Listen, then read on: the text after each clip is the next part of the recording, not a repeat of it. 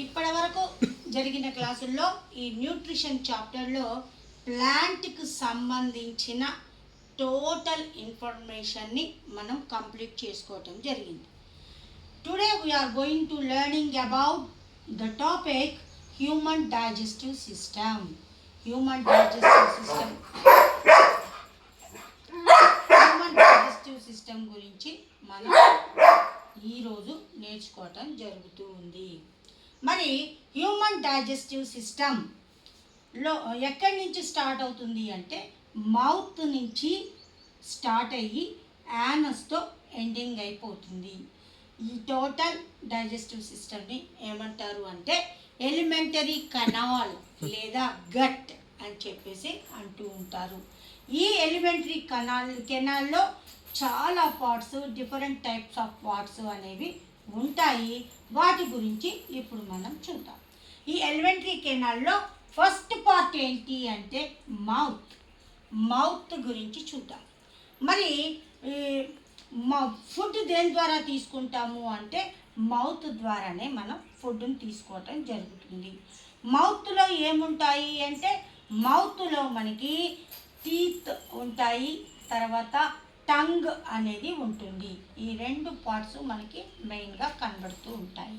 మరి టీత్ విషయానికి వస్తే టీత్ అనేవి ఎన్ని రకాలుగా ఉంటాయి అంటే టోటల్ 4 టైప్స్ ఆఫ్ టీత్ అనేవి కనబడుతూ ఉంటాయి.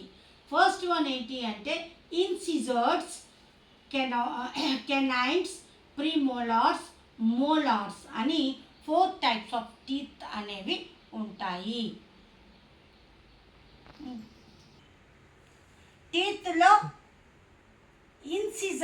ఇన్సిజర్స్ అంటే ముందు వైపు ఉన్న ఈ పళ్ళని ఏమంటారు అంటే ఇన్సిజర్స్ అంటారు. ఇవి ఫుడ్ని చిన్న చిన్న పార్ట్స్గా కత్తిరించడానికి ఉపయోగపడుతుంది. ఇక నెక్స్ట్ తర్వాత ఉన్న టీత్ ఏంటి అంటే కెనైన్స్. ఈ కెనైన్స్ దేనికి ఉపయోగపడతాయి అంటే ఫ్లెష్ని టేర్ చేయడానికి ఉపయోగపడతాయి. ఇక నెక్స్ట్ ప్రీమోలార్స్, మోలార్స్ ఇవి రెండు కూడా దేనికి ఉపయోగపడతాయి అంటే తీసుకున్న ఫుడ్ని గ్రైండ్ చేయటానికి ఉపయోగపడతాయి. ఇన్సిజర్స్ కానీ కెనైన్స్ కానీ వీటి యొక్క ఎడ్జెస్ అనేవి షార్ప్గా ఉంటాయి.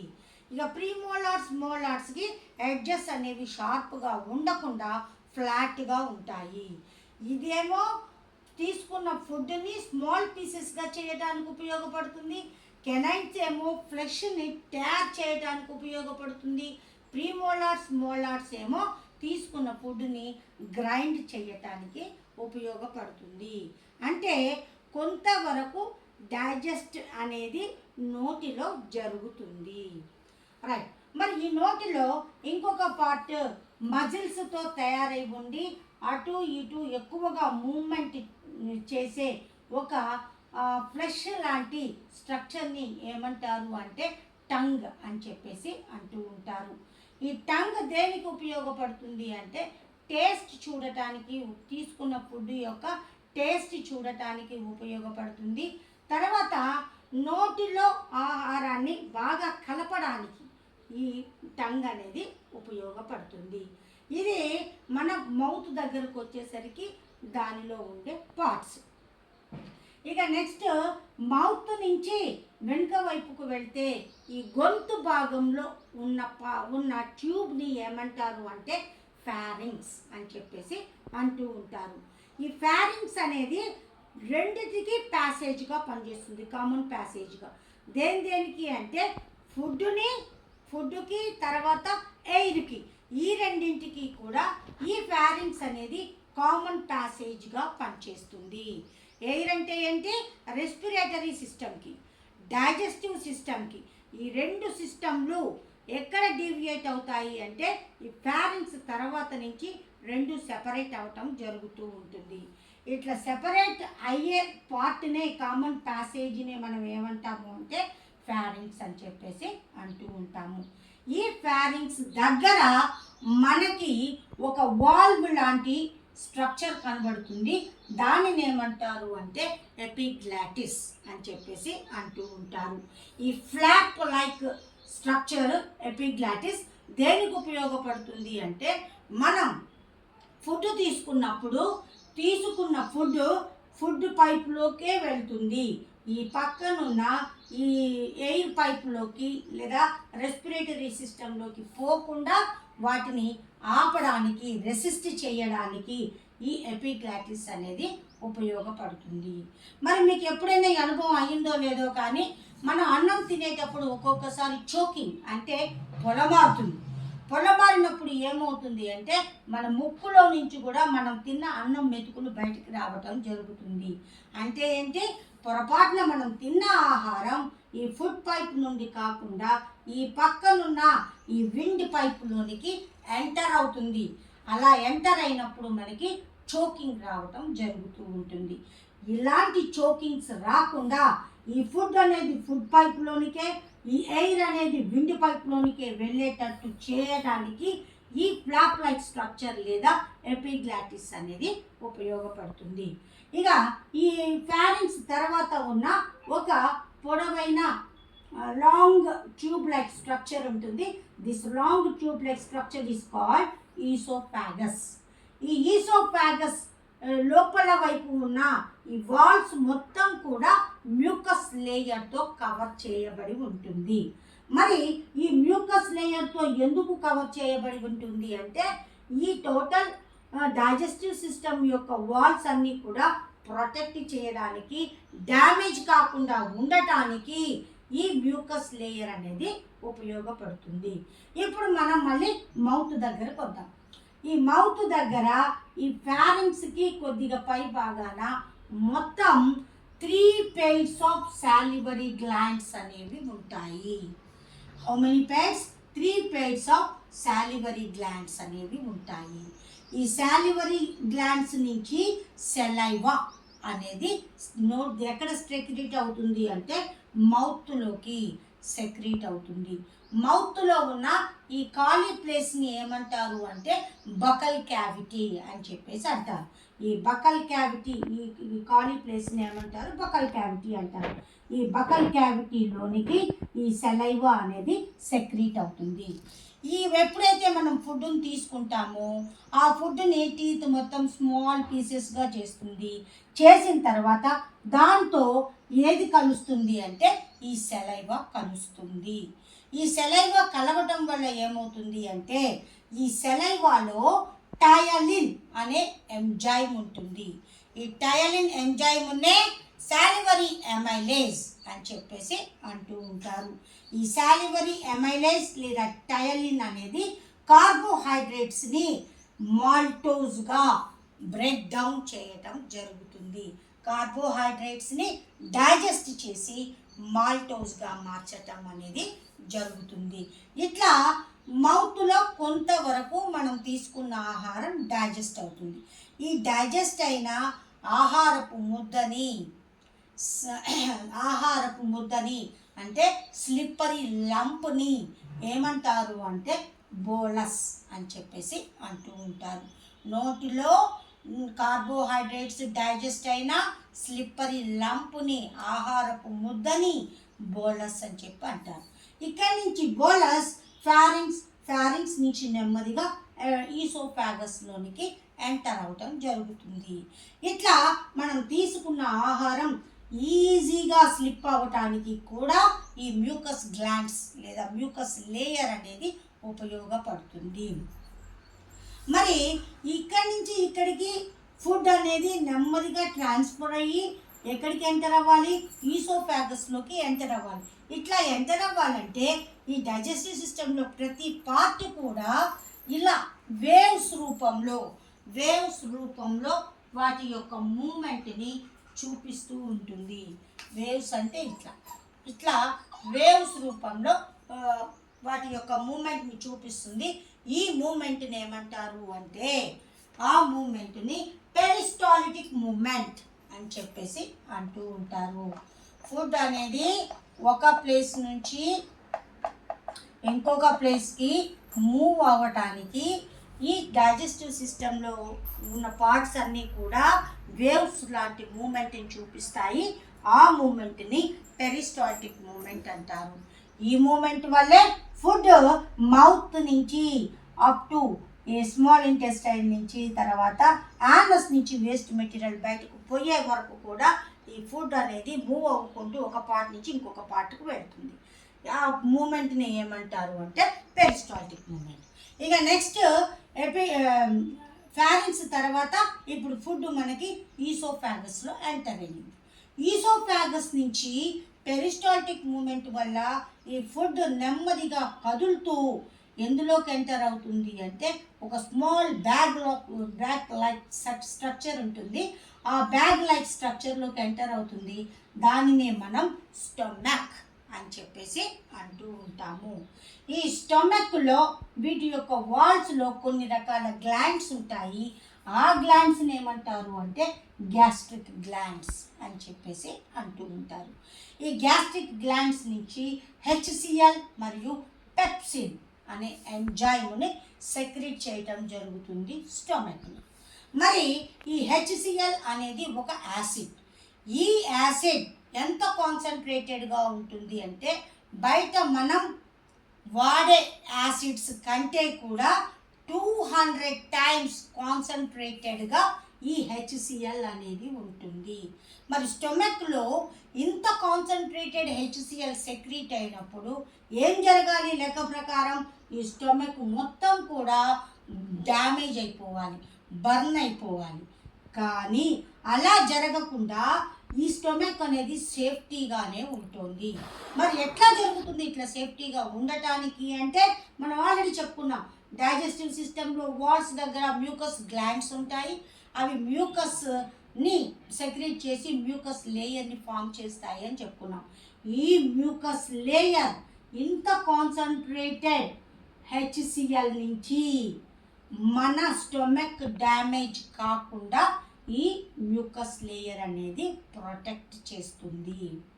ఇక నెక్స్ట్ వన్, మరి హెచ్సిఎల్ వల్ల ఏంటి ఉపయోగం అంటే మనం తిన్న ఫుడ్లో ఏవైనా హార్మ్ఫుల్ మైక్రో ఆర్గానిజమ్స్ లైక్ బ్యాక్టీరియాలు, వైరస్లు, అదర్ ఆర్గానిజమ్స్ ఏం ఉన్నా అవి హార్మ్ఫుల్ అయిన వాటిని ఈ హెచ్సిఎల్ అనేది వాటిని కిల్ చేసి ఫుడ్ని ఎసిడిటీ మీడియంలో ఉంచుతుంది. ఏ మీడియంలో ఉంచుతుంది? ఎసిడిటీ మీడియంలో ఉంచుతుంది. ఇక నెక్స్ట్ ఒక ఎంజైమ్ ఉంది. అది ఏంటి అంటే పెప్సిన్ అనే ఎంజైమ్ను కూడా ఈ గ్యాస్ట్రిక్ గ్లాండ్స్ సెక్రెట్ చేస్తాయి. మరి ఈ పెప్సిన్ ఏం చేస్తుంది అంటే ఈ పెప్సిన్ ప్రోటీన్స్ని డైజెస్ట్ చేసి వాటిని ప్రోటీన్స్ని డైజెస్ట్ చేసి పెప్టోన్స్గా మార్చుతుంది. ఈ ప్రోటీన్స్ డైజెస్ట్ అయిన ఈ ఫుడ్ ముద్ద ఇక్కడ ఉన్న ఫుడ్ని ఏమంటారు అంటే ఖైమ్ అని చెప్పేసి అంటూ ఉంటారు. అంటే ఏంటి? నోటిలో ఉన్న ఆహారపు ముద్దనేమో బోలస్ అంటున్నాం, ఇక్కడేమో ఓన్లీ కార్బోహైడ్రేట్స్ మాత్రమే డైజెస్ట్ అవుతాయి. అక్కడి నుంచి స్టొమక్ దగ్గరకు వచ్చిన తర్వాత ఈ స్టొమక్లో ప్రోటీన్స్ మాత్రమే డైజెస్ట్ అయిన ఫుడ్ని ఏమంటారు అంటే ఖైమ్ అని చెప్పేసి అంటూ ఉంటారు. ఈ స్టొమక్లో ఉన్న ఫుడ్ ఏ మీడియంలో ఉంటుంది అంటే ఎసిడిక్ మీడియంలో ఉంటుంది. ఇక ఈ ఫుడ్ ఇక్కడ మొత్తం కూడా పెప్టోన్స్, ప్రోటీన్స్ అనేవి డైజెస్ట్ అయిపోయిన తర్వాత ఇక్కడ ఉన్న ఫుడ్ నెమ్మదిగా దేంట్లోకి ఎంటర్ అవుతుంది అంటే స్మాల్ ఇంటెస్టైన్లోనికి ఎంటర్ అవుతుంది. మరి ఇక్కడ స్టొమక్ నుంచి స్మాల్ ఇంటెస్టైన్లోనికి ఎంటర్ అయ్యే దగ్గర ఒక వాల్వ్ లాంటి స్ట్రక్చర్ ఉంటుంది. ఇది మస్క్యులర్ స్ట్రక్చర్. దీనిని ఏమంటారు అంటే పైలోరిక్ వాల్వ్ లేదా పైలోరిక్ స్ఫింక్టర్ అని కూడా అంటూ ఉంటారు. ఎప్పుడైతే ఇక్కడ నుంచి ఫుడ్ డైజెస్ట్ అవుతుందో, డైజెస్ట్ అయిన తర్వాతే కొంచెం కొంచెం ఫుడ్ ఈ వాల్వ్ ఓపెన్ అయిన తర్వాత దేంట్లోకి స్మాల్ ఇంటెస్టైన్లోకి ఎంటర్ అవ్వడం జరుగుతుంది. అంటే ఫుడ్ యొక్క ట్రాన్స్ఫర్ని కంట్రోల్ చేసేది ఏంటి అంటే ఈ పైలోరిక్ వాల్వ్. ఇది కంట్రోల్ చేస్తుంది ఫుడ్ యొక్క ట్రాన్స్ఫర్ని. ఇక్కడి నుంచి ఇక్కడికి ఫుడ్ ట్రాన్స్ఫర్ అవ్వాలంటే త్రూ దేని ద్వారా జరగాలి? ఈ పైలోరిక్ వాల్వ్ ద్వారా జరగాలి. మరి ఇక్కడ ఇక ఫుడ్ అనేది ఈ స్టొమక్ నుంచి స్మాల్ ఇంటెస్టైన్లోకి ఎంటర్ అవుతుంది. ఈ స్టొమక్ ఎక్కడైతే స్మాల్ ఇంటెస్టైన్లోనికి ఓపెన్ అవుతుందో ఆ పార్ట్ని ఏమంటారు అంటే డుయోడినం అని చెప్పేసి అంటూ ఉంటారు. అంటే ఏంటి, ఈ స్టొమక్కి దగ్గరగా ఉన్న స్మాల్ ఇంటెస్టైన్ యొక్క పార్ట్ని డుయోడినం అని చెప్పి అంటారు. ఈ డుయోడినం దగ్గర 2 రకాల గ్లాండ్స్ ఉంటాయి. ఒకటి గ్రీన్ కలర్లో అంబ్రిల్లా లైక్ గ్లాండ్ ఉంటుంది, దానిని ఏమంటారు అంటే లివర్ అని చెప్పేసి అంటూ ఉంటారు. అంబ్రిల్లా స్ట్రక్చర్ దేనికి, డుయోడినం దగ్గరలో గ్రీన్ కలర్లో అంబ్రిల్లా టైప్లో ఉన్న స్ట్రక్చర్ని ఏమంటారు అంటే లివర్ అని చెప్పేసి అంటారు. ఈ లివర్ అనేది మన బాడీలో ఉన్న అన్ని గ్లాండ్స్ కంటే అతి పెద్ద గ్లాండ్ ఈ లివర్. ఈ లివర్లో మాత్రం ఎలాంటి ఎంజైమ్స్ ఉండవు. ఈ లివర్ నుంచి ఒక జ్యూస్ వస్తుంది, దాన్ని బైల్ జ్యూస్ అని చెప్పేసి అంటారు. ఈ బైల్ జ్యూస్ అనేది వేటిని డైజెస్ట్ చేస్తుంది అంటే ఫ్యాట్స్ని డైజెస్ట్ చేస్తుంది. ఫ్యాట్స్ని కాంప్లెక్స్గా ఉన్న ఫ్యాట్స్ని ఏం చేస్తుంది, స్మాల్ పార్టికల్స్గా డైజెస్ట్ చేయడం, బ్రేక్ డౌన్ చేయడం జరుగుతుంది. ఈ ప్రాసెస్ని ఏమంటారు అంటే ఎమల్సిఫికేషన్ అని చెప్పేసి అంటూ ఉంటారు. ఇక నెక్స్ట్ ఇదే డుయోడినం దగ్గర ఇంకొక థిన్గా ఉన్న బ్రాడ్గా ఉన్న లీఫ్ లైక్ స్ట్రక్చర్ ఉంటుంది, అది పింక్ కలర్లో ఉంటుంది. ఈ గ్లాండ్ని ఏమంటారు అంటే ప్యాంక్రియస్ అని చెప్పేసి అంటూ ఉంటారు. మరి ఈ ప్యాంక్రియస్ యొక్క ప్రత్యేకత, దీనికి ఒక స్పెషాలిటీ ఉంది. ఏంటి అంటే ఈ ప్యాంక్రియస్ నుంచి అటు ఎంజైమ్స్ వస్తాయి, ఇంకొక వైపు హార్మోన్స్ కూడా వస్తాయి. మరి ఎంజైమ్స్ని ఇక్కడ 2 పార్ట్స్గా ఉంటుంది. ఏది, ఈ ప్యాంక్రియస్. దీంట్లో హాఫ్ పార్ట్ ఏమో ఎంజైమ్స్ని సెక్రెట్ చేస్తుంది, హాఫ్ పార్ట్ ఏమో హార్మోన్స్ని సెక్రెట్ చేస్తుంది. మరి ఎంజైమ్స్ని సెక్రెట్ చేసే పార్ట్ని ఏమంటారు అంటే డక్ట్ ప్యాంక్రియస్ అని చెప్పేసి అంటూ ఉంటారు. హార్మోన్స్ని సెక్రెట్ చేసే ప్యాంక్రియస్ పార్ట్ని ఏమంటారు అంటే డక్ట్ లెస్ గ్లాండ్ అని చెప్పేసి అంటూ ఉంటారు. డక్ట్ లెస్ గ్లాండ్ ఏమో హార్మోన్స్ని, డక్ట్ ఉన్న గ్లాండ్స్ ఏమో ఎంజైమ్స్ని సెక్రెట్ చేయడం జరుగుతుంది. మరి ఈ ప్యాంక్రియస్ నుంచి ఏ ఎంజైమ్స్ సెక్రెట్ అవుతాయి అంటే అమైలేజ్, లైపేజ్, ట్రిప్సిన్ అనే 3 రకాల ఎంజైమ్స్ని సెక్రెట్ చేస్తుంది. అమైలేజ్ ఏమో కార్బోహైడ్రేట్స్ని డైజెస్ట్ చేస్తుంది, లైపేజ్ ఏమో ఫ్యాట్స్ని డైజెస్ట్ చేస్తుంది, ట్రిప్సిన్ ఏమో ప్రోటీన్స్ని డైజెస్ట్ చేస్తుంది. అమైలేజ్ ఏమో కార్బోహైడ్రేట్స్ని మాల్టోస్గా మారుస్తుంది, ఈ లైపేజ్ ఏమో ఫ్యాట్స్ని స్మాల్ గ్లోబ్యూల్స్గా మారుస్తుంది, ఈ ట్రిప్సిన్ ఏమో ప్రోటీన్స్ని పెప్టోన్స్గా మారుస్తుంది. ఇట్లా కార్బోహైడ్రేట్స్, ఫ్యాట్స్, ప్రోటీన్స్ ఈ 3 కూడా ఎక్కడ డైజెస్ట్ అవుతాయి అంటే ఈ ప్యాంక్రియస్లో డైజెస్ట్ అవుతాయి. అయితే ఇంతకుముందే చెప్పుకున్నాం, డుయోడినం నెక్స్ట్ పార్ట్ని ఏమంటారు అంటే జెజునం అని చెప్పేసి అంటూ ఉంటారు. ఈ జెజునంలో స్మాల్ ఇంటెస్టైన్ మొత్తం కూడా స్మాల్ ఫోల్డింగ్స్, ఆ నంబర్ ఆఫ్ ఫోల్డింగ్స్ అనేవి మనకి ఇక్కడ కనబడతాయి. ఈ ఫోల్డింగ్స్ అన్నింటినీ కలిపి ఏమంటారు అంటే విల్లై. ఇది ప్లూరల్ అన్నమాట. మొత్తం ఫోల్డింగ్స్ని ఏమంటారు అంటే విల్లై అని చెప్పేసి అంటూ ఉంటారు. ఈ స్మాల్ ఇంటెస్టైన్ యొక్క వాల్స్లో ఉండే గ్లాండ్స్ని ఏమంటారు అంటే ఇంటెస్టైనల్ గ్లాండ్స్ అని చెప్పేసి అంటూ ఉంటారు. ఈ ఇంటెస్టైనల్ గ్లాండ్స్ ఈ 2 రకాల ఎంజైమ్స్ని సెక్రెట్ చేస్తుంది. పెప్టిడేజెస్, సుక్రేజ్ అనే 2 రకాల ఎంజైమ్స్ని సెక్రెట్ చేయటం జరుగుతూ ఉంటుంది. మరి ఈ పెప్టిడేజ్ ఏం చేస్తుంది అంటే ప్రోటీన్స్ని కంప్లీట్గా డైజెస్ట్ చేసి వాటిని అమైనో యాసిడ్స్గా మారుస్తుంది. ఇక నెక్స్ట్ ఈ సుక్రేజ్ ఏం చేస్తుంది అంటే ఈ సుక్రోజ్ని కంప్లీట్గా డైజెస్ట్ చేసి గ్లూకోజ్గా మార్చడం జరుగుతూ ఉంటుంది. ఇక నెక్స్ట్ ఇక ఫ్యాట్స్ కూడా ఎలా మారుతాయి అంటే ఫ్యాటీ యాసిడ్స్గా తర్వాత గ్లిజరాల్గా మారుతుంది. అంటే ఏంటి, ఈ టోటల్ డైజెస్టివ్ సిస్టంలో టోటల్ డైజెషన్ మొత్తం కూడా ఎక్కడ జరుగుతుంది అంటే స్మాల్ ఇంటెస్టైన్లో మాత్రమే జరుగుతుంది. మరి ఈ స్మాల్ ఇంటెస్టైన్లో విల్లై ఉంది. మరి ఆ విల్లై వల్ల ఏంటి ఉపయోగము అంటే డైజెస్ట్ అయిన ఫుడ్ని అబ్జార్బ్ చేసే సర్ఫేస్ని పెంచటానికి ఈ విల్లై అనేది ఉపయోగపడుతుంది. డైజెస్ట్ అయిన ఫుడ్ని అబ్జార్బ్ చేసే సర్ఫేస్ని పెంచటానికి సర్ఫేస్ని ఇంక్రీజ్ చేయడానికి విల్లై అనేది ఉపయోగపడుతుంది. ఇక ఫుడ్ మొత్తం డైజెస్ట్ అయిన ఫుడ్ మొత్తం కూడా ఇక్కడ స్మాల్ ఇంటెస్టైన్లోనే అబ్జార్బ్ అయిపోయింది. ఇక నెక్స్ట్ ఈ స్మాల్ ఇంటెస్టైన్ దేనిలోకి ఓపెన్ అవుతుంది అంటే లార్జ్ ఇంటెస్టైన్లోనికి ఓపెన్ అవుతుంది. లార్జ్ ఇంటెస్టైన్లో ఎలాంటి డైజెషన్ జరగదు. మరి లార్జ్ ఇంటెస్టైన్లో ఏం జరుగుతుంది అంటే ఎక్సెస్ ఉన్న వాటర్ని అబ్జార్బ్ చేసుకుంటుంది, వేస్ట్ మెటీరియల్ని బయటకి పంపడానికి ఉపయోగపడుతుంది.